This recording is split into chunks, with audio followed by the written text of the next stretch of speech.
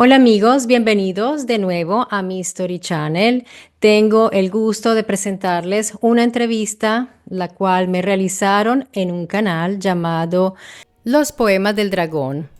Y me entrevista Rocío Oviedo. Ella es una amiga del canal, es parte de esta familia Mi Story Channel. Es miembro del canal, apoya muchísimo mi labor. Ya pudo adquirir el libro, lo está leyendo y le gustó mucho y quiso realizarme esta entrevista. Así que quiero compartirla también con ustedes, pero voy a dejar el enlace para que se dirijan a su canal y la visiten y también pues puedan vincularse a su canal. Y quería decirles que hay dos cosas que les debo comentar. Una es que su imagen no se encuentra porque ella no pudo estar presente en el video, está la voz, así que van a ver el ladito de ella, ella no aparece en este video. Y otra cosa que les quiero comentar es que me vino una idea, porque me pareció muy bonita esta idea de que una persona que me sigue en el canal y que me apoya me haya entrevistado a partir de la lectura del libro. Así que quiero hacerle una propuesta a todos los que están, que se han unido al canal, que son miembros del canal y forman parte del equipo Mystery Channel. Les propongo lo siguiente, que cada uno de ustedes, entre ustedes, alguien querrá, no es que haya tantos miembros, son pocos, pueden realizarme 10 preguntas, o sea, es un máximo de 10 preguntas. Si me quieren hacer solo 3, 4, 5, pueden realizarme 10 preguntas y haremos un video. Así que escríbanme al correo mystorychannel2021@gmail.com para que nos pongamos de acuerdo con la fecha y la hora.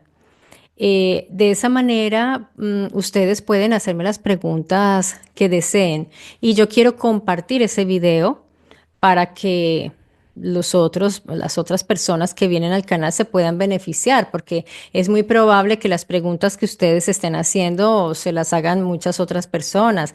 Por eso se me ocurrió la idea y me gustaría plantearles esto, pero eso sí, que sea dentro del mes de abril, porque yo me voy a ir de viaje, de manera que no voy a poder realizarlo porque me voy. Entonces, en el transcurso de este mes, quienes quieran entrevistarme, por favor me mandan su propuesta, me mandan las preguntas que me van a realizar y qué día y qué hora pueden. ¿De acuerdo? Espero que les guste esa idea. De manera que los dejo con esta entrevista. El video es largo, es extenso, pero quienes les interesen los temas que estamos tratando se pueden quedar hasta el final. Yo espero que sea así y les mando un gran abrazo. Espero que apoyen este video con un me gusta si les agrada la información y que dejen sus comentarios y un saludo a Rocío, que fue muy generosa y muy cordial conmigo. Un gran abrazo y disfruten del video. Bueno, buenos días, buenas tardes y buenas noches, dependiendo de dónde estéis en este momento. Hoy vamos a hablar de un tema que incomoda a muchos, que otros descartan sin mirar y que algunos llevan tiempo intentando comprender por su cuenta. Un tema que nos lleva directamente a uno de los relatos más conocidos y quizá más cuestionados, el Génesis, el origen, el principio.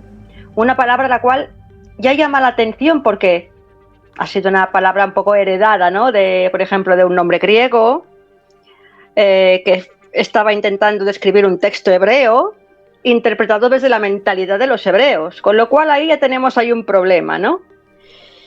O sea, curiosamente lo que nosotros llamamos Génesis en hebreo es Bereshit, que simplemente significa en un principio o en un comienzo.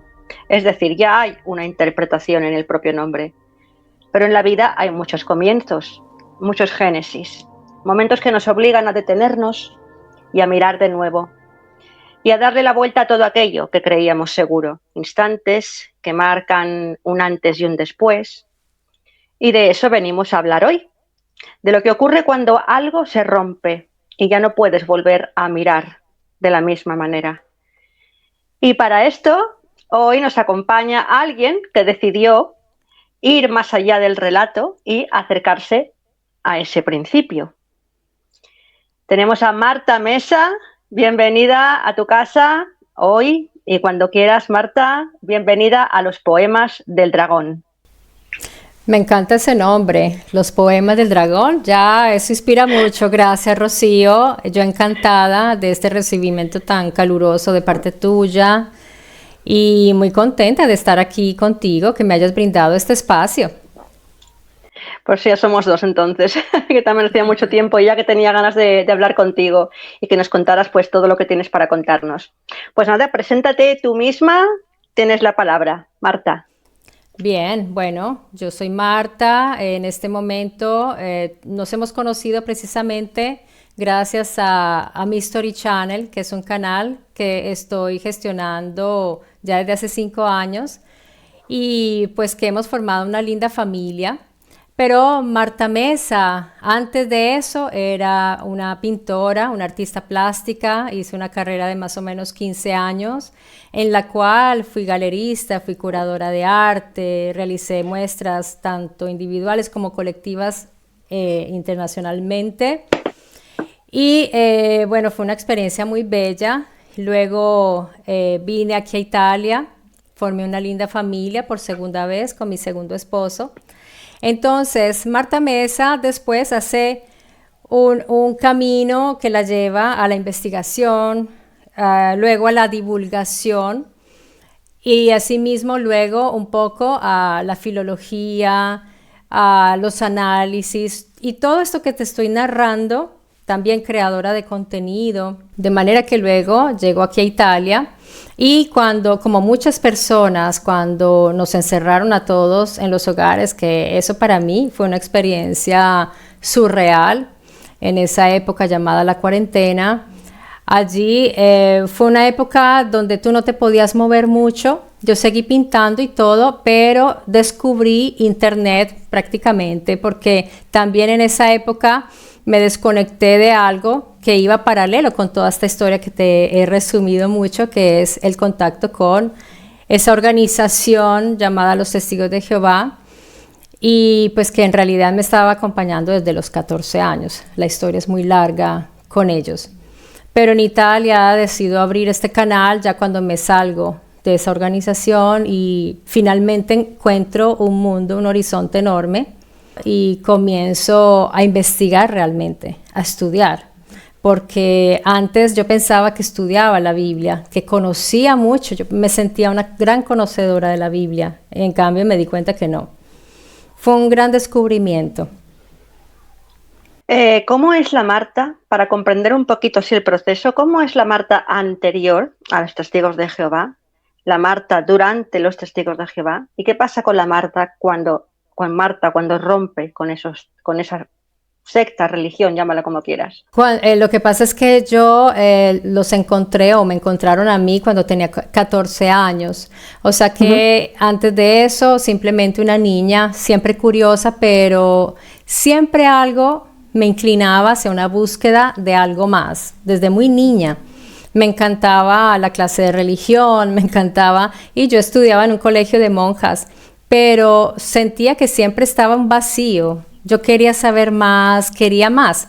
Apenas conocí a esa testigo de Jehová, que era una señora que vivía solita en un apartamento, que entre otras cosas, Rocío, en ese periodo de mi vida fue un refugio para mí, porque yo vivía en un hogar disfuncional, caótico, y aparte de eso sucedía una serie de fenómenos ahí que destruyeron mi familia prácticamente. O sea, fue un momento en el cual para mí fue como una salvación, porque yo conté esa historia de ese apartamento y eso lo contaron también en un canal famoso en México, porque fue muy fuerte, muy fuerte. Y entonces esta señora sabía la historia de esa casa, de ese apartamento, y ella me quería como salvar, sacar. Ella siempre que estaba me llamaba, me decía, ven, quédate aquí conmigo. Y cuando yo entraba a su casa me sentía, yo decía, ¿por qué mi casa no se siente así? Como segura. En mi casa me sentía, Rocío, terrible. Sí, Pero a mi ver, experiencia fue así. ¿estás hablando de fenómenos físicos o paranormales? Inexplicables, llamémoslos inexplicables porque En- Ujú. sí, muy fuertes. O sea, eso requeriría 2 horas de video porque es una historia impresionante, te lo puedo decir. Por eso, a partir de eso, yo empecé con el primer video en el canal contando esa experiencia. Pero yo iba a las reuniones y todo y me volví muy asidua, o sea, yo de verdad sentía que ese lugar era mi casa, ellos eran mi familia y yo ya quería estar siempre con ellos. Entonces mi mamá empezaba, pero tú, ¿por qué te vas a esta hora? Y nada me lo impedía, o sea, yo decía, no, Jehová es mi padre y yo le obedezco a él. Pero mi mamá empezó a ver una actitud en mí que dijo, pues la niña se ha vuelto más juiciosa, o sea, mejor, ¿no? Que en vez que esté en malos pasos, pues está con ellos y mi mamá confiaba mucho en la señora porque la Ujú, conoció bien y era una buena señora, en realidad, una buena persona. Que ujú. después Rocío, ella tuvo un accidente que casi muere porque se le explotó la estufa de gas y la desfiguró toda, o sea, es fuerte Uf, lo que sí, sí. pasaba en ese edificio. O sea, no era solo el apartamento, era el edificio. Eso es un lugar que se llama Chapinero en Colombia. Si hay alguien de Colombia, sabrá dónde es. Yo creo que, fervientemente, creo que esto da para un vídeo completo, pues, o para otro podcast. O sea que estás Sí. invitada ya de momento. Bueno, bien, sí, es una historia fuertísima esa, pero bueno, para resumirte, yo Ujú. pues con ellos crecí, luego no te voy a decir que fue continuo, pero llegué a estar conectada con ellos 25 años, desde los 14. Después, una época de mi adolescencia, me tuve que retirar porque quería vivir tranquila. Mi adolescencia empezó a los 17 años, en realidad, no a los 12, 13 como los niños. A los 14 yo era una niña. Así que por ese tiempito me separé para poder vivir esa etapa bonita de los 90, el novio y todo eso, los conciertos de rock en español. Ujú. Sí, sí. Pero mira, siempre, siempre en la mente ellos y pues Jehová y yo los libros los mantenía y yo pensaba que yo era la que no estaba bien por alejarme, no ellos. Para mí ellos eran perfectos, Rocío, fueron perfectos hasta cuando me retiré. Siempre yo pensaba que era la religión verdadera, por eso te digo, yo pensaba que conocía la Biblia, pensaba ¿Qué hizo? tantas, tenía certezas, muchas certezas. ¿Qué hizo entonces que te empezaras a hacerte preguntas, que empezaste a sentirte mal? ¿Qué pasó para que abandonaras los testigos de Jehová? Mis hijos, porque cuando ya tuve mis hijos, empecé a tener temores. Cuando ya me di cuenta que tenía que no ponerles transfusión si lo iban a necesitar, Oh. ahí empezó mi terror, porque cuando no tenía hijos, yo decía, yo me dejo morir, porque igual voy a resurgir y voy a resucitar. Ya con mis hijos empecé a tener miedo realmente. Entonces yo estaba ahí, pero yo sabía en el fondo que no iba a ser eso, que se supone que mi conciencia debería impedirme, ¿no? Entonces por eso siempre estaba un poco así, empecé a tambalear así, a veces iba, a veces me volvía a ausentar, me desactivaba, me activaba, luego yo me bauticé porque sucedió otra cosa que yo tomé como un milagro, a mí me pasaban cosas muy particulares, entonces me bauticé por eso, yo dije, este es el mensaje que estaba esperando. Y ese fue un tiempo muy bonito porque empecé a predicar con fuerza y descubrí que me encantaba predicar porque es que en el fondo a mí me gusta compartir lo que yo pienso que es positivo. Entonces yo era muy feliz. Yo veía gente que hacía de todo para no salir a la predicación, les daba miedo. Y claro, eso da susto, eso da mucha emoción. Pero yo me sentía, mira, yo caminaba en las nubes cuando salía a predicar. En tu salsa. En mi salsa, yo me sentía propio, sí, en mi salsa y cuando alguien me escuchaba Y pues entonces te empiezan a dar ánimo y dicen, mira que tú te expresas muy bien y me animaban más, entonces te vuelves todavía más militante. Mi familia nunca quiso, mis hermanas intentaron, pero no entraron afortunadamente. Ninguno de mi familia entró, menos mal. El problema fue, sí, dime. No, me refiero que, no, termina tú porque te quería preguntar que entonces ya cuando sales de ahí, pues comienza ese nuevo génesis, ¿no? Ese nuevo comienzo. Sí, yo Pero bueno, acaba, si querías decir algo, dime, dime. no, ya después cuando yo llego a Italia, ahí retomo nuevamente, pues es muy larga la historia, es verdad, pero para resumirte, Hmm. cuando yo salí, cuando tú sales de ahí, es como cuando una persona, como te dijera, pierde todo, o sea, como que pierde el piso, pierde, es una sensación de, ¿y ahora qué? Entonces, ¿qué hice? Yo no volví a tocar una Biblia por mucho tiempo no quise tocar la Biblia, no quise nada, pero el canal me ayudó a procesar, el canal me ayudó. Ya después cuando me sentí, pues cuando encontré a Mauro Biglino, me tocó retomar la Biblia para ver si lo que él decía era cierto y empecé a investigar y descubrí otros autores, descubrí todo un mundo y ahí ya empecé a entender y eso me ayudó mucho, porque yo siempre digo, mi salida de los testigos de Jehová fue un acto racional. Todo el tiempo que estuve ahí no lo fue, no fue racional, fue emotivo, fue psicológico, fue un apoyo emocional de muchos tipos, pero lo verdaderamente que me hizo salir fue un ejercicio racional. Entonces, ahí, ¿cómo fue el encuentro con la información de Mauro Biglino? Que te comprendo porque es que además, y aunque yo no vengo de los testigos de Jehová, sí que venía del catolicismo, ¿no? Y aunque yo no practicaba, pero claro, fue un golpe bastante fuerte. El primer vídeo, aquella primera conferencia de 3 horas, ¿cómo fue para ti? Para mí al principio yo fui escéptica de todo lo que decía, porque yo decía, pero ¿qué es esto? Pero entonces fue una invitación a empezar a ver los textos en hebreo, empecé a buscar y cuando empecé a encontrar que tenía razón en muchas cosas, empecé a seguir, lo empecé a seguir en todas sus conferencias, ya después fui adquiriendo sus libros y la ventaja es que yo el italiano lo sé muy bien, entonces no necesitaba filtros. En esa época no había traducciones, es que a él lo han descubierto hace poco, los hispanoamericanos, en realidad, porque él fue desconocido y todavía no lo han descubierto, me doy cuenta, en muchos lados todavía. Pero sí, fue como descubrirlo a él y empezar a confirmar y a ver. Después me di cuenta que estaban los sumerios, los estudios de los sumerólogos.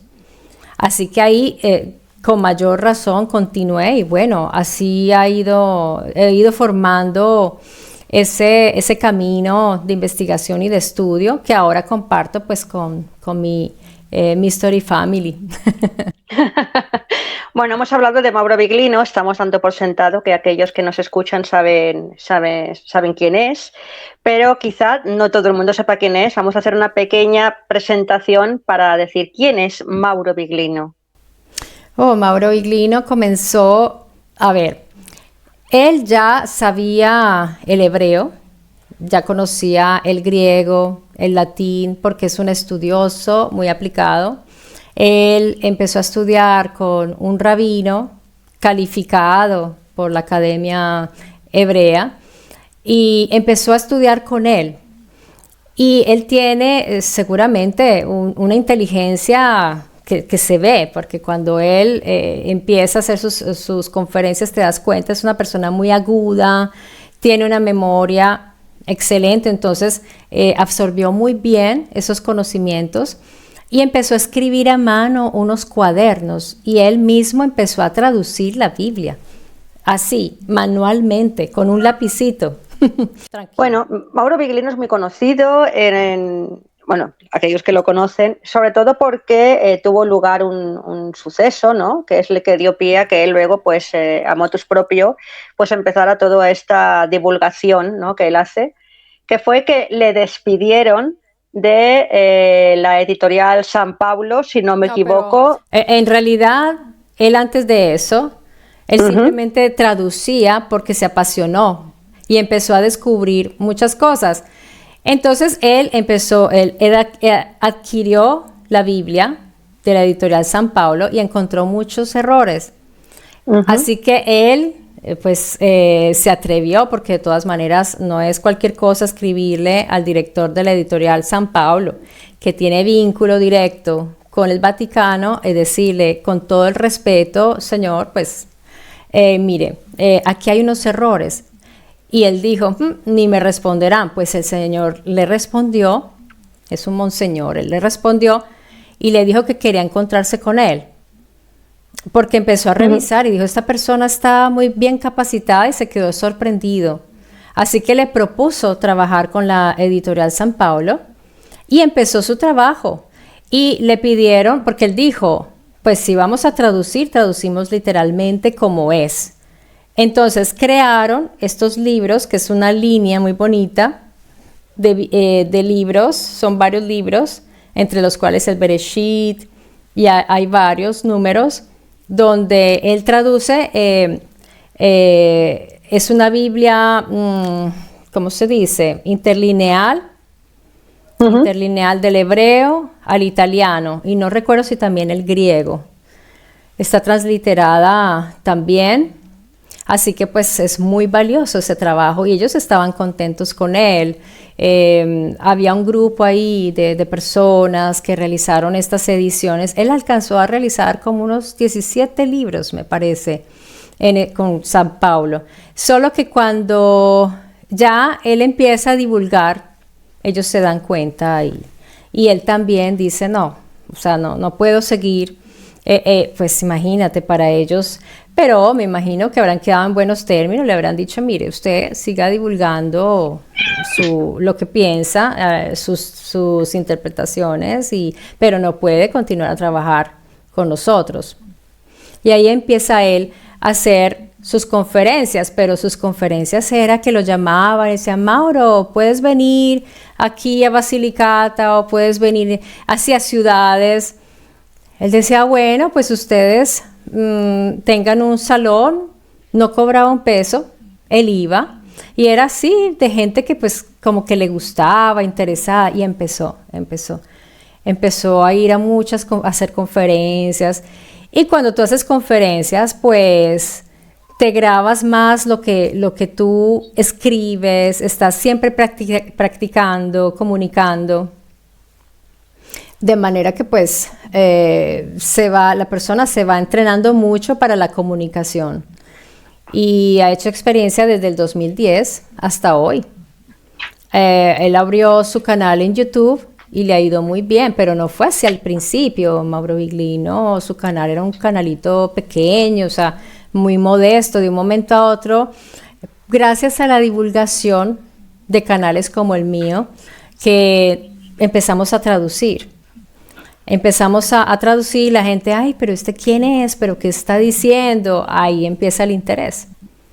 Me parece curioso que hasta Mauro Viglino, yo no sé si es porque no tengo la información, pero no he visto una información parecida a la que él divulga.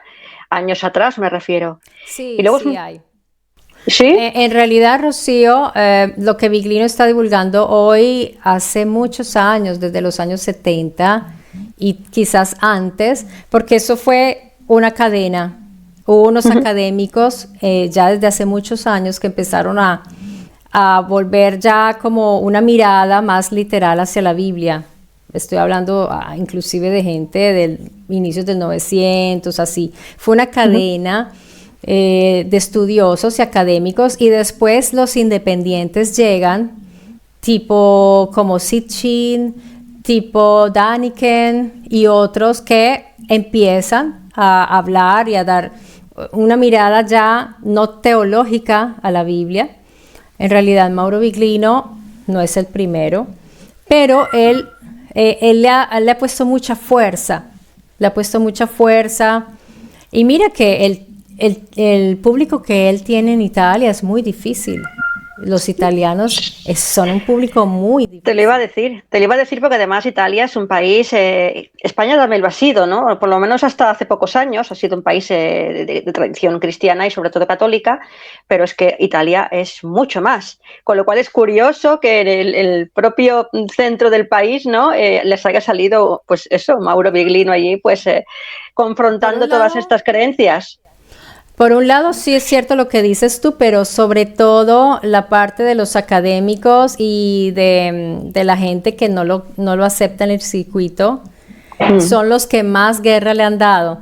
Los católicos y esa gente, pues sí lo critica y todo, pero ha habido gente que está un poco más en el medio de la academia, que no lo soportan y empezaron a hablar mal de él, pero eso es más divulgación.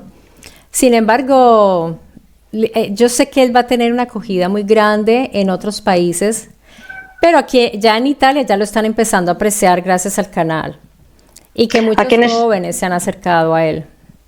Aquí en España realmente sus libros han sido muy pocos los traducidos hasta el momento y él tiene bastantes y aquí estamos echando de menos ya que vengan esos libros, ¿no?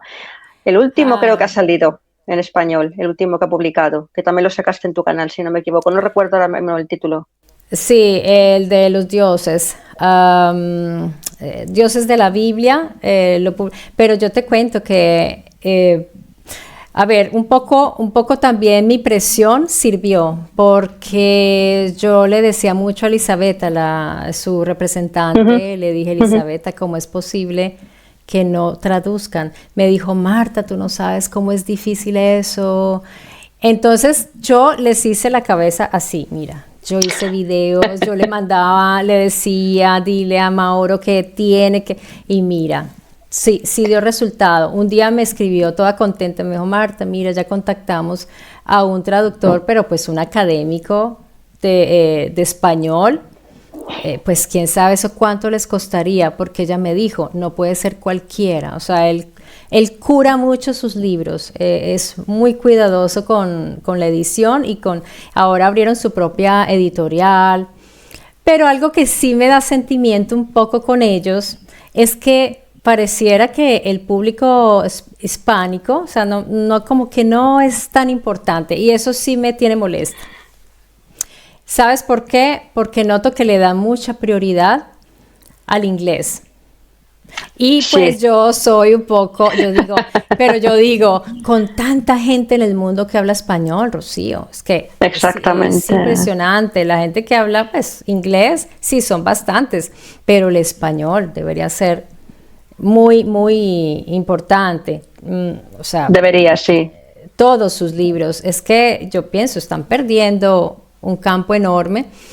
Pero otra cosa que hay que decir y es que él ya, pues su salud no está muy buena. Sí, lo sé. Y pues eso siempre es un trajín. Mira, mi libro fue una cosa apoteósica, o sea, fue una odisea. Imagínate un librito solamente, pues para ellos cada proyecto es una maquinaria que se activa y cuando tú quieres publicar, eso es tremendo, yo no sabía, yo tuve que pasar por esa experiencia y no te imaginas los dolores de cabeza que tuve. A eso quería llegar. Sí. A eso quería llegar. Tú has escrito tu propio libro. ¿Cómo ha sido el proceso y por qué? ¿Por qué te surgió la necesidad?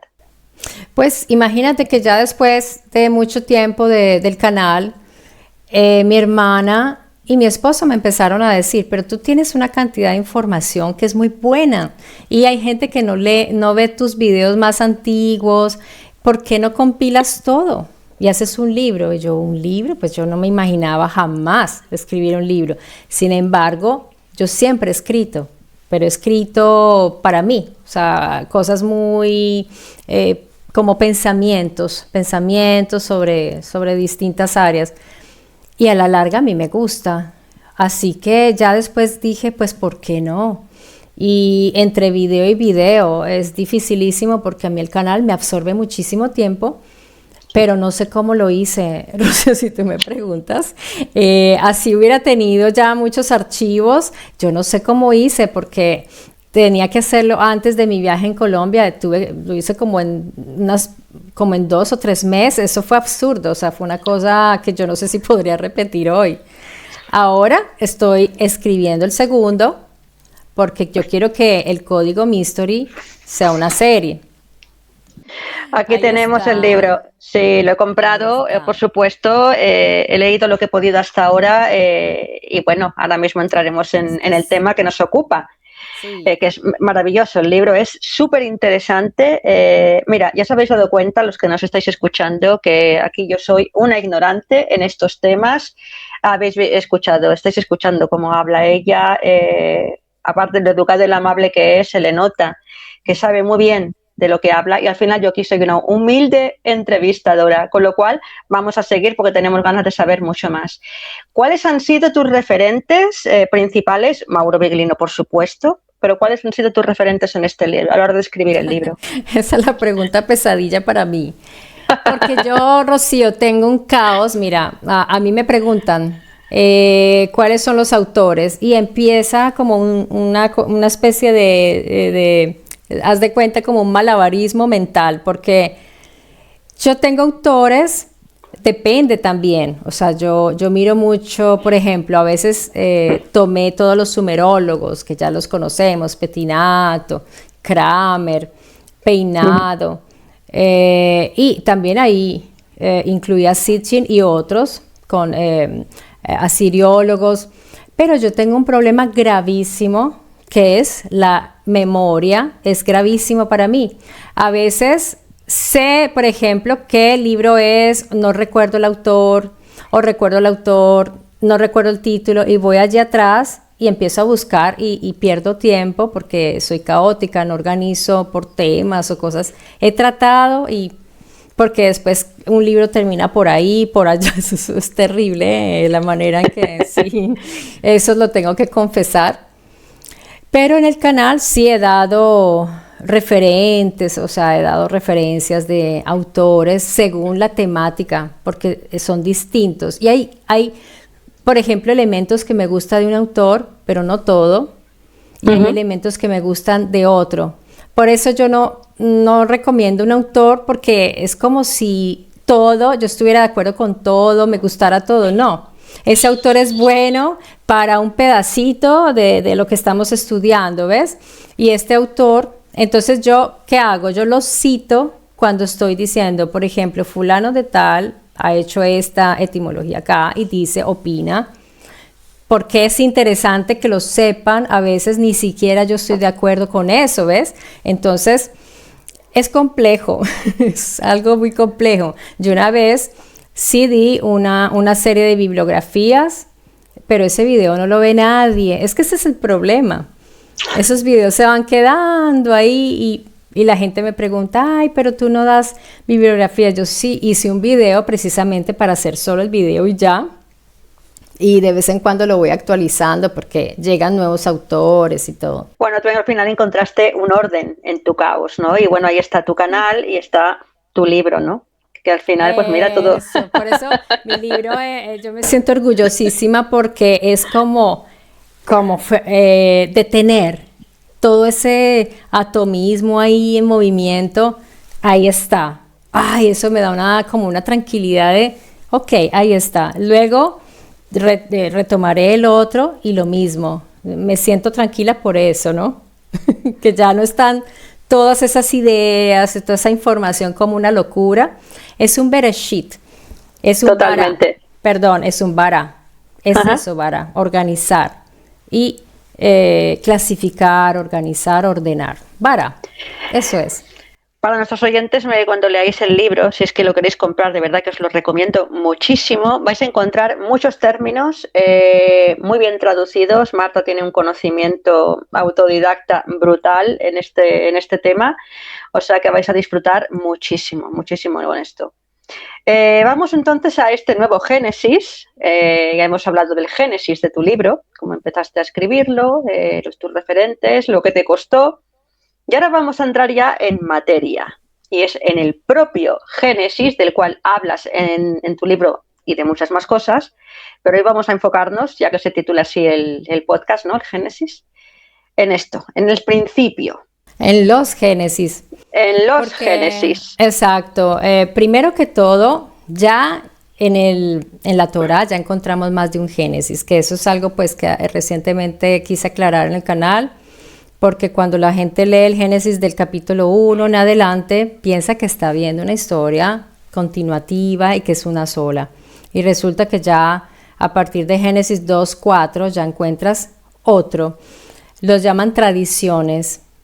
Entonces es interesante porque hasta los mismos rabinos dicen, los autores, porque también hay que pensar, no es un autor, los autores no pensaban en que convergieran o que fueran como coherentes entre sí. Y además se llevan, porque eso sí no lo dice mucho, se llevan entre 200 y 500 años de diferencia. Entonces la gente cuando está leyendo el Génesis 1, a las personas que te siguen, tienen que tener en cuenta que el Génesis 1 es el más reciente y el Génesis 2 es el más antiguo. Eso es importante saberlo. Otra cosa, Rocío, en el Génesis 1, digamos que el 1 parece más universal. Entonces te da la impresión de que ahí se está creando el mundo, el universo. Esa es la impresión que da el Génesis 1, que es como más general y no te da una localización geográfica precisa, cosa que en el Génesis 2, el más antiguo, sí.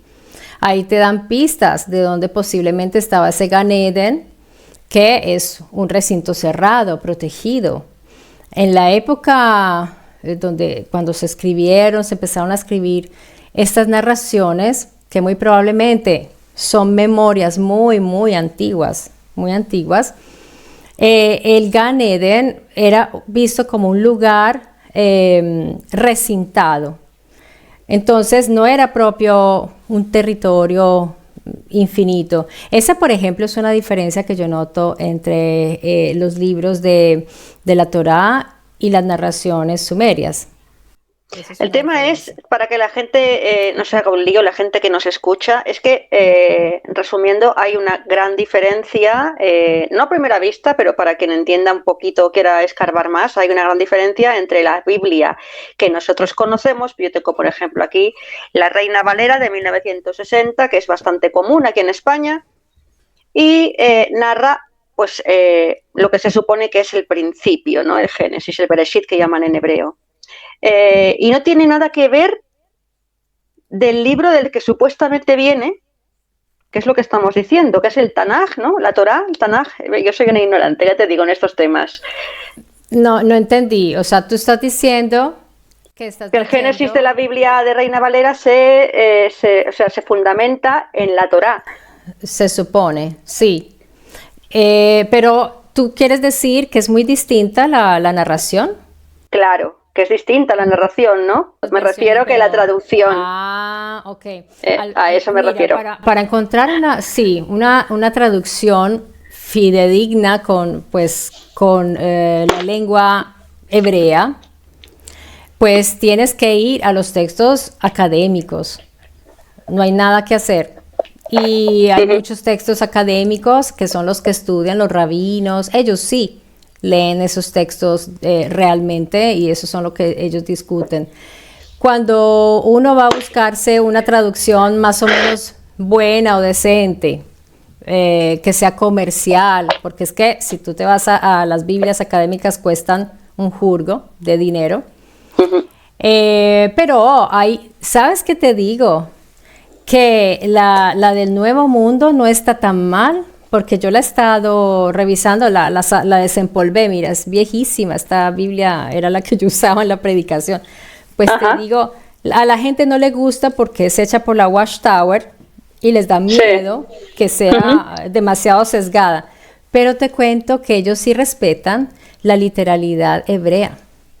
Y lo he ido descubriendo en estos días, que he estado haciendo comparaciones, dije, no está mal. Y cuando añaden, porque todos añaden, ellos ponen paréntesis, ahí te está avisando. Y quería decirte que tú dices el Bereshit, el principio, pero en realidad ese artículo no está. En el hebreo no existe él. en principio, pero no está Él.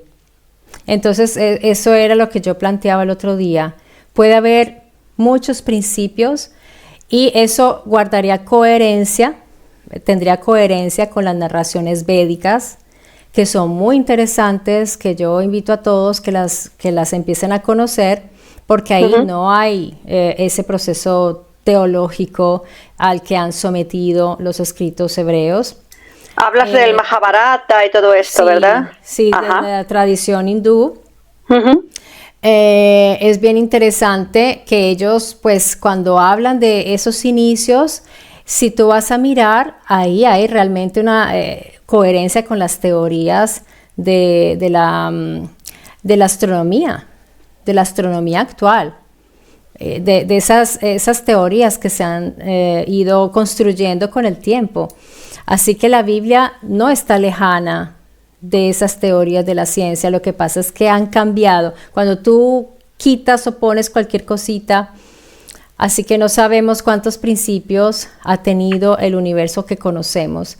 Y puede ser como decir, érase una vez de tantas, en un principio de tantos. Inicia así, ¿no? Que es lo que significa Bereshit, que luego se le llama en español Génesis y no tiene nada que ver, porque aquí Génesis da lugar a la creación como si fuera esto el Big Bang, ¿no? Y no tiene nada que ver una cosa con la otra. Exacto, nos han configurado así.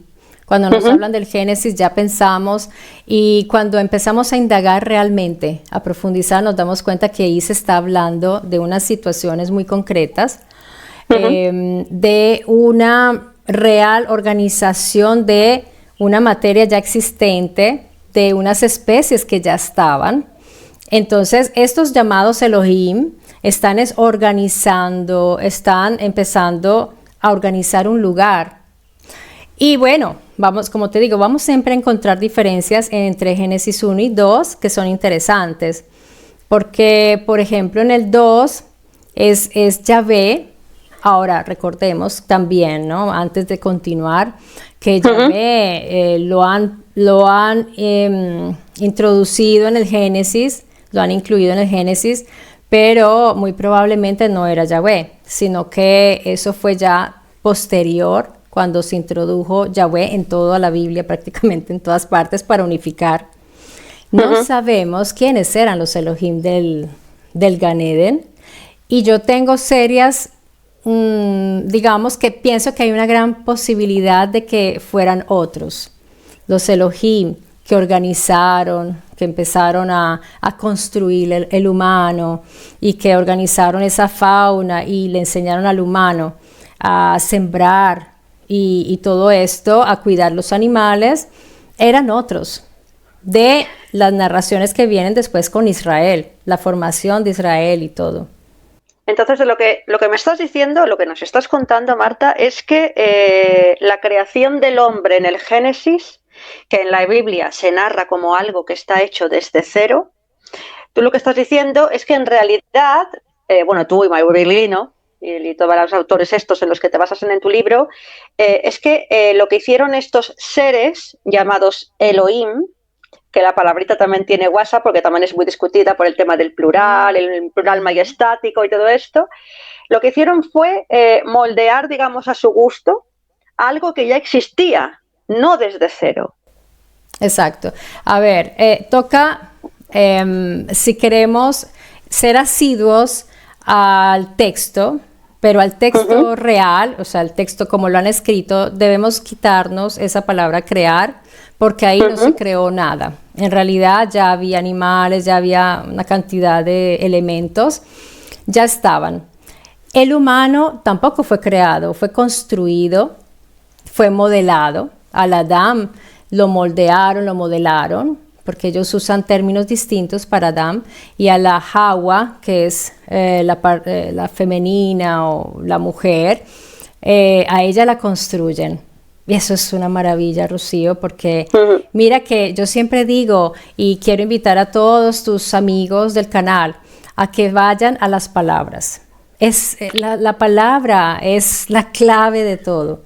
No, no se dejen llevar por las interpretaciones. No, no, no, ni siquiera por lo que estamos diciendo nosotras. Vayan a mirar y desmenucen la palabra. Porque eso, por ejemplo, los hebreos que estudian desde que nacen hasta que mueren, eso es lo que ellos hacen siempre. Ellos están. El problema es que dentro del judaísmo también entraron unas corrientes que ellos después abrazaron y ya yo veo que ya el judaísmo mismo se ha alejado de la literalidad de su texto. Y no todos, pero estas nuevas corrientes que han surgido a partir de la cábala y ahora son coach espirituales. No, Sí. mira, eso, yo no soy religiosa, no pertenezco a ninguna fe, a ninguna religión. Pero si yo fuera judía, o sea, me gustaría ser muy purista en eso, ¿no? Decir, muchachos, pero miren, ¿cuál es la intención del autor acá? Cuando usa una palabra aquí para decir que están construyendo un ser y Es que se nos da explican muy el bien. proceso. Se nos da muy bien intentar explicar cosas que están que no tienen nada que ver como pensaba la gente en aquella época.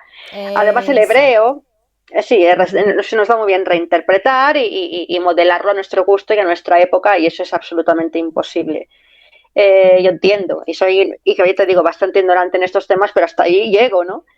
Luego está el tema de que el propio hebreo era un idioma más bien litúrgico, o sea, o que se utilizaba para cosas sagradas, y luego ya pasó a formar parte, digamos, de lo que es el habla cotidiana de un pueblo, lo cual es el hebreo también es una seña de identidad para los judíos, pero claro, algo se perdió por el camino, porque el hebreo antes no es el mismo de ahora.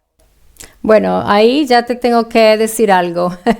Sí, sí, por supuesto. Eh, el hebreo, y es muy bonito lo que estás diciendo porque tiene mucha coherencia con la historia que conocemos, pero sin embargo es al Uh-huh. contrario porque, ¿qué llamamos nosotros sacro? Ahí ya empieza, ¿ves? Las palabras, lo Ajá. sacro.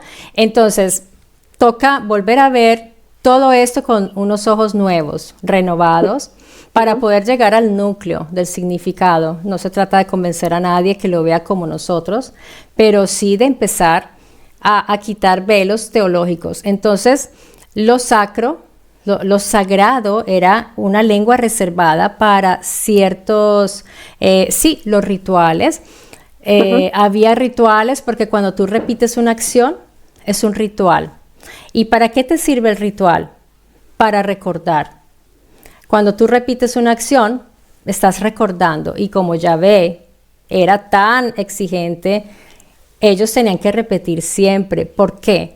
Porque el sacerdote debía ser un especialista. Debía ser el que sabía cómo manipular algo ahí dentro de esos templos. No podía ser cualquier persona. De hecho, había una escuela de los levitas. El que entraba ahí a encontrarse con que no sabemos qué naturaleza tenía Yahvé, pero nos da pistas, Sí. tenía que prepararse muy bien. Entonces, ese lugar, porque era sagrado, porque estaba apartado para él. El lenguaje, como dices tú, el hebreo era una lengua reservada.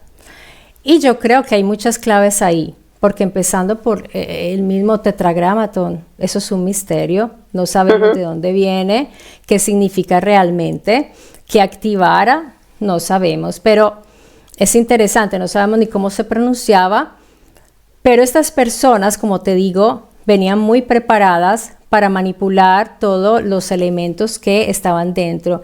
Y es tan fuerte que tenían que ponerles campanitas para que anunciaran al Elohim que estaban allí. O sea, solo uno podía entrar al santo de los santos, que era donde se movía Yahvé. Él estaba ahí. Y las campanitas que llevaba el traje de este Cohen le avisaba a Yahvé, hey, estoy aquí. Entonces, pilas, ¿no? Era Sí, así. sí. Y a veces yo he escuchado que los tenían que retirar con una cuerda. Por eso llevaban una cuerda porque morían. Entonces, ¿quién sabe qué había ahí adentro, Rocío, que Ya. causaba esos efectos? Entonces a ellos los mandaban con una cuerdita y a veces tenían que jalarlos porque perdían la vida.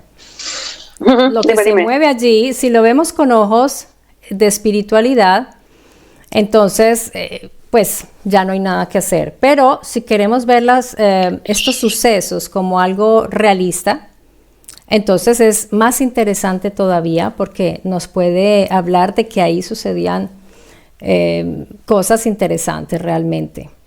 Lo que has comentado del hebreo, además, es que la palabra Yahweh, el tetragramatón, no se puede saber cómo era porque es que, entre otras cosas, no había vocales, no existían como tal en aquella época. No, O no sea, sabemos esa pronunciación exacta, no. Yahweh es la más cercana, es la más cercana, pero hay personas que se empeñan en Jehová, Jehová, que es algo que es una latinización posterior, o sea, es muy Yahweh, pero hay teorías interesantes. Podía ser algo un poco onomatopeyático, ¿cómo se diría? sí, algo Porque así, sí.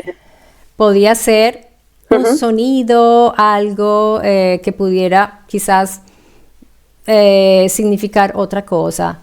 De todas maneras, los judíos le temen mucho a la pronunciación de ese nombre y por algo será, como te digo, si Yahweh solo al acercarse a él producía estos efectos y los elementos que él manejaba, el cabod, el arca, sus elementos más cercanos personales, tenían esos efectos sobre el humano. Y luego retomando un poquito el tema de que estabas comentando, lo del Edén, que la gente tiene la idea de que Adán y Eva desnuditos allí, de repente viene la serpiente, están los dos desnudos, Eva toma la manzana, ¿no? El otro, bueno, un jaleo ahí.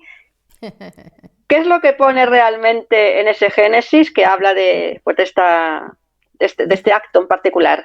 Ese es el famoso, ¿cómo se diría? El nudo de esa narración y tan discutido de mil maneras y se supone que todas nuestras penalidades y problemas vienen de ese momento. Del pecado Entonces, original. del pecado original. Así que pues es importante tratar al menos, yo no digo que es lo que yo he descubierto es tal cual, no, pero al menos tratar de comprender un poco más, porque también te libera. Si tú descubres que el pecado original no es tal, entonces es algo liberador, porque dices, Totalmente. pero es un problema, porque si no hay pecado original, entonces las religiones, ¿por qué tendrían que salvarte? Y entonces viene el problema mayor. Y entonces Jesús, porque es que el problema es que a Jesús le han atribuido el sacrificio y luego le encuentran correspondencia, imagínate ahí en la Torá. Es una construcción tan bien construida, pero que cuando tú vas a ver punto por punto, no se sostiene. No se sostiene porque empezando que el término pecado, ¿qué significa? No dar en el centro, fallar cuando tú tiras una flecha. Tú estás hablando del término que aparece en la Torá, ¿no? Sí, Y el que hemos término traducido original. nosotros, que hemos Exacto. traducido como pecado. Exactamente, por eso digo, muchachos, las palabras, pilas, Totalmente. pilas. Y pecado, uy, se usa tanto. De hecho, también, si tú vas a mirar en las escrituras griegas, ahí también vas a encontrar una cantidad de manipulaciones porque cuando se supone que también dicen arrepiéntanse de los pecados, ahí hay otros términos en griego que te indican que no es así. Entonces, han manipulado mucho con esto a las personas. Y en realidad, lo que sucedió en el Edén no tiene nada que ver con todas las penalidades de la humanidad. Era una situación muy localizada. Eran los adamitas, que eran un grupo específico, que fueron hechos por los Elohim para ellos, para formarlos, tenían su proyecto, tenían un proyecto. Y llega este Nahash a dañar ese proyecto, porque el Nahash llega a plantear una pregunta a Eva. ¿Qué es el Nahash?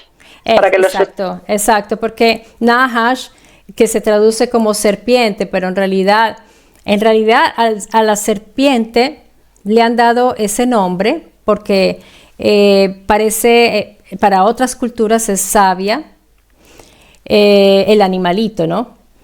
Pero este Nahash que habla, que razona y que convence a Eva, en realidad es un ser muy inteligente. Y Nahash allí tiene ese significado, que es inteligente, sobre todo lo llaman astuto. A ver, en el hebreo hay varias posibilidades de traducción. ¿Qué hacen ellos? Encuentran la correspondencia mejor para traducir. Entonces ellos escogieron astuto. ¿Por qué? Pues porque si los hace caer en pecado, no es inteligente, es astuto. ¿Ves?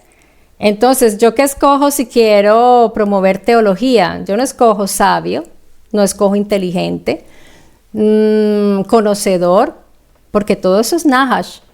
¿Cuál escojo? Astuto, porque me conviene para mi historia, que ya te mete la astucia, malicia, ¿no?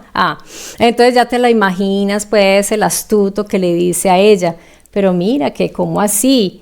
Porque este Nahash en realidad, él seguramente era un Elohim también, pero disidente, porque era inteligente y todo. Y los Elohim que gobernaban en el Gan Eden eran otros, son otros, los que forman al Adán, a la Eva. Este Nahash, ahí hay una situación y ya entran las interpretaciones, ¿no? Ojo, porque esto no lo vas a encontrar en el texto. Y ahí ya hay que interpretar porque no está esa información. Pero lo podemos deducir por una serie de situaciones. Porque estos adamitas estaban en un recinto cerrado, estaban protegidos y estaban siendo protegidos por estos Elohim para un proyecto específico. Que era como un laboratorio, hablamos, que es como un laboratorio donde ellos estaban seguros. Donde se producen nuevas especies, vegetales, el alimento. Ellos están ahí preparando todo esto. Pero Nahash hace algo que seguramente cambia la situación. ¿Qué es tan grave? ¿El conocimiento? Claro. ¿Será? En realidad, ahí parece que lo que hubo es que estos adamitas todavía no se podían reproducir autónomamente. El Nahash lo que hace es activar en Eva la fertilidad, porque de ahí en adelante ya se pueden hacer muchos, allí se pueden hacer muchos, y por eso los expulsan, porque si ellos se hacen muchos y fuera de eso, pueden prolongar su vida, porque ahí hay un árbol de la vida que no sabemos qué es, pero ahí hay algo, y eso se va a repetir en otras narraciones de otras culturas. Los alejan de ese árbol de la vida para que no puedan hacerse el tratamiento que ellos les hacían cuando ponían su selem en ellos para hacerlos vivir más. Por eso, después dice, tú ahora vas a vivir solo 120 años. Y si tú ves, hay humanos que cuando viven mucho, más o menos, ese es el promedio. Sí. Máximo.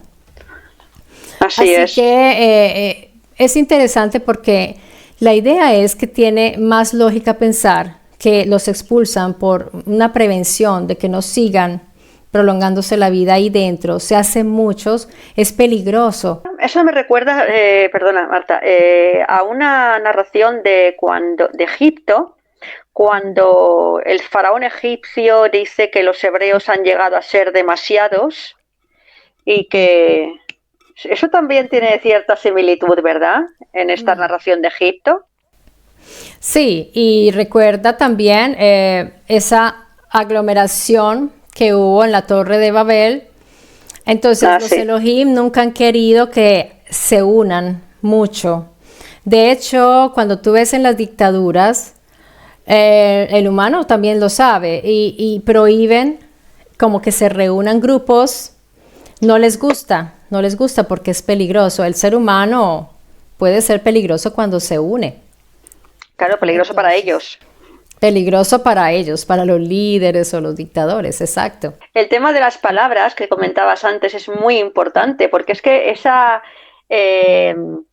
incipiente ingeniería lingüística, como le llamamos al tema de manipular con la palabra, nos damos cuenta de que ya tenía lugar entonces.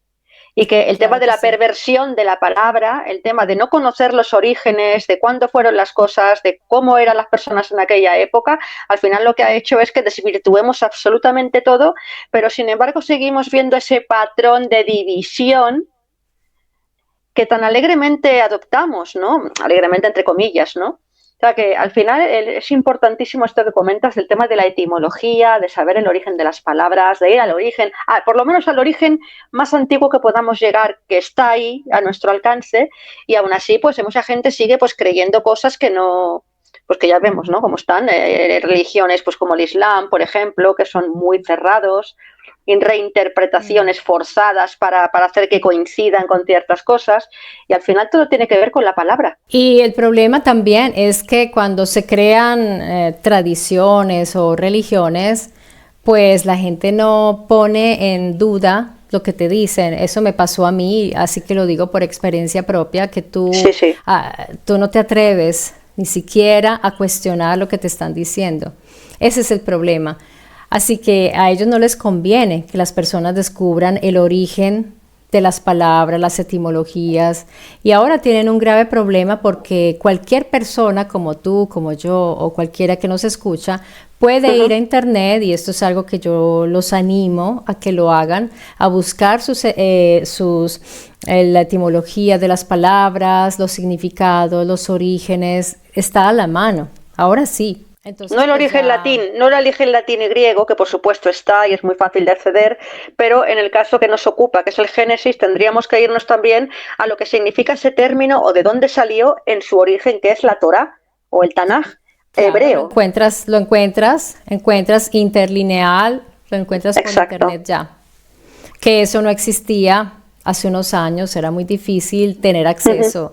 Ahora tenemos el internet, si lo usamos bien, pues mira todas las posibilidades que te abre. No, y Por- tu libro que yo llevo leído poquísimo, que apenas me ha acabado el Génesis, y es que aquí hay muchísima información en cuanto a estos temas que estamos sí, comentando de la palabra. Es importantísimo, la gente nos hace la idea de hasta cómo es de importante, ¿no? sí, es Porque es que define abrir. nuestra realidad, las palabras son marcos. Exactamente. Eso que tú dijiste, ese término, y la ingeniería, es algo que se sabe ya como es un instrumento. Así Ujú, que usan, por ejemplo, si tú vas a ver en la arqueología, eso, pues yo no estoy diciendo que los arqueólogos sean malvados o algo así, ujú. pero ya cuando tú dices, mira, esta tumba tiene 2000 años, pero nadie va a preguntar, ¿por qué le dices tumba? No, pues porque había cuerpos, así. ¿Y de qué periodo histórico excusa? Ahí ya el arqueólogo te va a decir, uy, ¿cómo así? Sí, o sea, cuando fue construido esto que estamos viendo, había cuerpos, ahí ya te tiene que decir la verdad. No, es que los cuerpos son de otro periodo. Entonces, si tú usas tumba, ya todos se programan y cada vez que ven una construcción así, de ese tipo, van a asumir, es una tumba, entonces estamos ya todos Sí. programaditos. Toca desprogramar eso, toca empezar a quitar esos términos, a fijarse muy bien en los términos que te dan, y eso lo usan hasta en los noticieros. Te ponen términos que ya te condicionan, esos. Porque hay una respuesta emocional, porque hemos vinculado absolutamente todo a lo emocional, con lo cual ellos saben, además de que ellos también les pasa, ¿no? Pero tienen muy estudiado a las personas de a pie y cómo reaccionamos a palabras de gatillo, a ciertas Ujú. imágenes, y además cuando hay un caldo de cultivo como lo que estamos viviendo en este momento, pues hombre, las palabras que hay que decir en el momento tal son clave para que la gente reaccione. Hay O palabras que más bien, todos o para que la conocemos gente se calme, o o que se sobre todo calme, para que claro. no, que nos quedemos tranquilitos. Yo me Sí, doy sí, cuenta sí, que sí. usan mucho esa técnica, usan unos Ujú, términos súper eufemos para hacer que la gente esté tranquila. Así que ujú. mira que sí, la palabra es súper importante, y en el caso de esto, este tema que estamos tocando nosotras es esencial. Ahora, no está dicho que porque tú entiendas el término ya la tienes clara, ya tienes certeza. No. Todo esto está abierto al debate, todo está constantemente en discusión, pero al menos puedes empezar a buscar también coherencias con la historia, con cómo eran los hebreos, los pueblos, las tribus de esa zona en Canaán, cómo se comportaban, cómo vivían. Es coherente con, por ejemplo, te doy un ejemplo pequeño, Elohim, sí, plural majestático, de verdad, me estás diciendo a mí que los antiguos hebreos hablaban en majestático. Entonces tienen como 3 otras posibilidades, pero uno dice no, o sea, ese cuento no, dejémoslo abierto. Pero si yo veo que dice, por ejemplo, que cuando yo veo que cada Elohim tiene un nombre distinto, entonces, ¿qué puedo pensar? Son varios. Exacto. Son muchos. Pero yo creo que la gente, lo que le pasa, sobre todo a las personas que creen, por las que tenemos absoluto respeto, por supuesto, aunque a veces utilicemos cierta ironía, ¿no? Pero yo creo que no investigan más por ese miedo a perder, por ese miedo a perder esa relación con ese Dios. Claro, en el momento en que tú cuestionas todas estas cosas, te estás cuestionando a la autoridad, al mismo Dios, a tu padre, o como lo quieras considerar. Ya no te digo ya en religiones como el Islam, que la cosa es mucho más fuerte, ¿no? Entonces, claro, habría que animar a la gente a decirle que es que los temas del espíritu y la espiritualidad no están en contraposición con el tema de querer saber la verdad. Porque al final ni Mauro Biglino, ni tú, ni nadie estamos cuestionando de que haya algo más, y de hecho yo creo que por supuesto que hay algo más, pero lo que estamos cuestionando es cómo se nos ha contado y que ese a lo mejor no es el camino adecuado. Además, esa manera que tenemos también de delegar siempre la responsabilidad de pedir, de rezar, de pedir. No, eres tú. Si tú puedes serlo todo. O sea, no tengas miedo de investigar. Para mí, la búsqueda, y esto es personal, ¿no? No estoy diciendo que las otras personas deban hacerlo. Mi experiencia personal, yo tuve que cortar de raíz con todo, casi hasta, dije, voy a borrar hasta Dios, todo, borro todo. Si hay un Dios, pues vamos a ver dónde lo encuentro, cómo se manifiesta, en qué se manifiesta, de cero, claro. Partir de cero. Porque además, cuando dicen Dios, ya es algo que es humano. Porque si tú ves, todas las personas que te hablan de Dios son seres humanos y te están dando una referencia que tú cómo lo compruebas, tú dónde vas. Entonces, es complejo ese tema. Lo que pasa es que algo que sí tenemos nosotros fuimos hechos y precisamente por eso es nuestra psicología. Si tú ves esa película Prometheus, mira, es una maravilla. Ahí te dice todo. La tengo en la lista no la he visto. Claro, yo amo esa película porque ellos van a buscar a su ingeniero para hacerle preguntas y eso es lo que nos pasa a nosotros. Buscamos ese padre, ese gran padre, ese que nos hizo y quisiéramos preguntarle, ¿por qué nos hiciste? ¿Por qué? ¿Para qué? ¿Por qué estamos aquí? Y esas son las preguntas que quería prácticamente hacerle al ingeniero, el señor que estaba por morir, y pedirle que le alargara la vida, etcétera, etcétera. Nuestras inquietudes son la muerte y por eso la religión es tan importante para las personas, porque te da una certeza, te da una esperanza. Así que quitarle eso a la gente puede ser peligroso. Complicado, no creas, yo a veces he tenido un poco de conflicto conmigo misma en el canal, porque digo, yo espero no hacer daño, porque a mí me ayudó, pero no quiere decir que mi camino sea igual a los otros. Entonces yo siempre les digo, yo veo así las cosas, pero no tienen por qué verlo así. Pero no me convenzan a mí tampoco de lo que ustedes creen, porque ahí sí estamos fritos. Entonces yo les presento lo que he conocido y ya las personas dicen, yo también quiero saber, o yo voy a averiguar, voy a ver si eso es cierto. Esa es la idea, que la gente se vuelva investigadora, y quien quiera conservar su fe, su espiritualidad, que lo haga porque le hace bien, porque le sirve. Sí. Pero, Rocío, en mi caso, yo sí tuve que cortar porque me di cuenta que cuando tú, de hecho, te vuelves instrumentalizable, Cuando tú eres así, yo soy espiritual y todo, te llega la persona que te puede guiar hacia un lado o a otro. Porque tú estás siempre con esa búsqueda espiritual. Yo ya dejé de buscar esa espiritualidad. Entonces me salgo de ese campo de manipulación. Ya no soy más manipulada, al menos no así. Esa no es. Por ahí no es. Sí, porque al final todos tenemos... Salir de un marco es imposible porque nuestro propio cuerpo es un marco, nuestra percepción de la realidad es un marco. Al final de lo que se trata, según mi opinión, es de ampliar esos marcos lo más posible, ver cuántos hay, que no es lo que nos dijeron, que no tenemos que ir como las orejas de un burro, siempre haciendo lo que nos dicen. No, tenemos esa libertad. ¿Es una libertad limitada? Sí, pero úsala y ya verás cómo es que cambia totalmente tu manera de mirar la vida y una libertad y una sensación de tranquilidad, de no estar siendo una pecadora desde que naciste. Es que hay muchas libertades, hay muchos procesos que llevan a diferentes libertades, muchos génesis, como yo digo, ¿no? Y siempre es un pasito más, y aprender en esta vida a tener un pie dentro del sistema y un pie fuera, siempre digo eso. El sistema, has tocado ahí una palabra importante. El sistema es algo que yo pensaba que había que destruir, porque pues vi ese lado, ¿no? Negativo, pero después dije no se puede, porque nosotros sí necesitamos un Gan Eden, un control, un sistema, algo. De hecho, la gente por eso busca la guía, todo eso, ¿no? Porque fuimos hechos así. O sea, nosotros no fuimos hechos, tú ves cómo somos de distintos a los animales.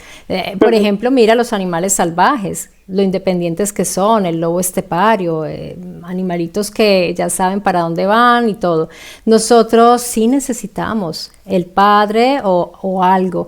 Entonces la gente me dice, ¿a ti te gustan las dictaduras? Claro que no. Sería lo ideal tener un buen sistema, o sea, un buen gobierno, alguien que realmente, pero yo no lo veo posible. No. Mira lo que está sucediendo hoy.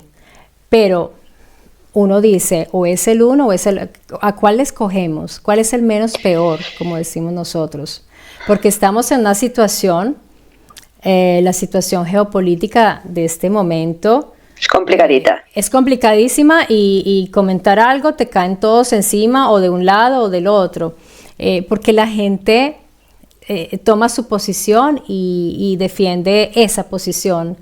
No tiene capacidad de análisis crítico, Rocío. Muy pocas personas lo tienen. Muy pocas. El ego.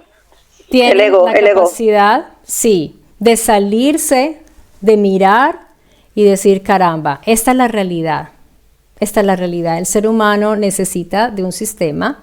Ya lo tenemos funcionando. Es terrible porque da miedo estar en manos de estas personas que no se hacen problemas por tirar, lanzar estos misiles.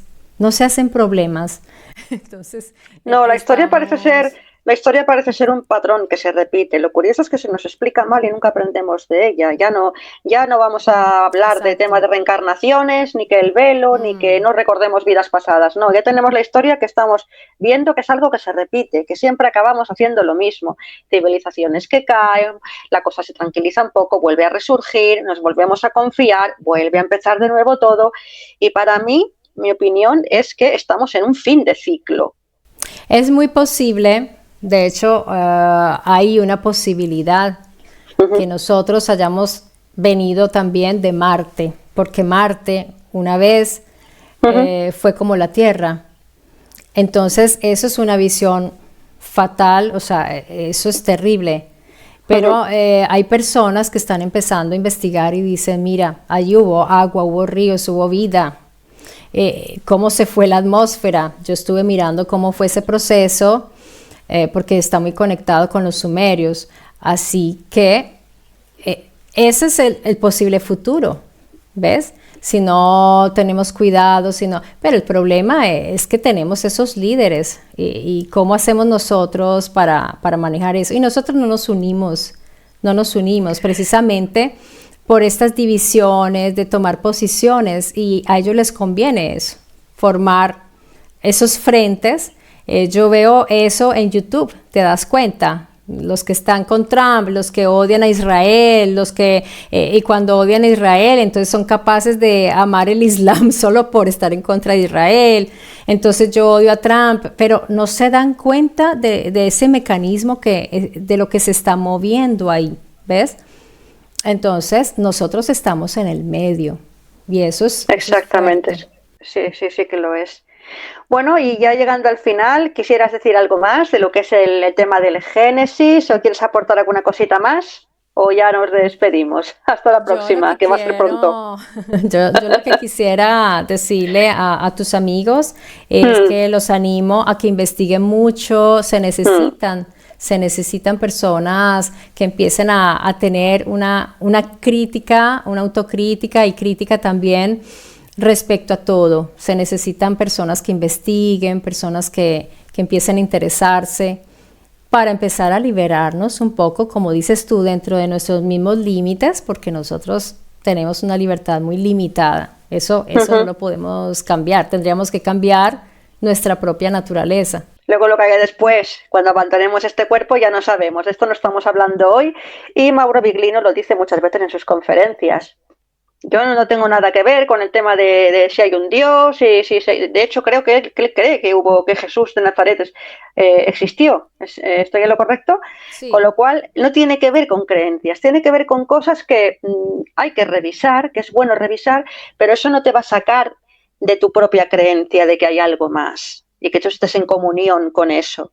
Lo que pasa que a lo mejor pues no es tal y como te lo dijeron, es ir un poquito más allá, realmente no es un rompimiento tan grande, ¿no? Para algunos puede que sí, como te digo, como el tema del Islam y sobre todo esta gente que está tan fanatizada. Quería solamente decirte que yo sí en el canal y pues eso puede ser algo fuerte, pero lo que yo sí les digo a ellos, a las personas que forman parte de la familia Mystery, es no creer.